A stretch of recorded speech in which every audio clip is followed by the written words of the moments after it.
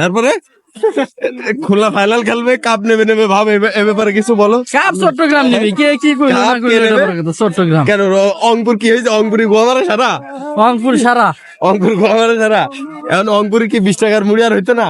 এটা কে ইয়ারে দিগাও এই যে কি জানি কেডা? আলিম ভাইরে দিগাও, এটা আমারে দিগাও বললে কি?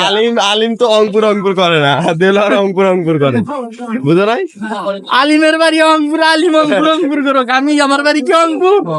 তারপর তুমি তো একদম রংপুর সমর্থক, এ ব্যাপারে তো অবশ্যই তোমার একটা ভাষ্য থাকে। ডেঙ্গু রংপুর অনেক ভালো খেলছে, দুঃখজনক ব্যাপার। এই ম্যাচটা কি ফিক্সিং ছিল?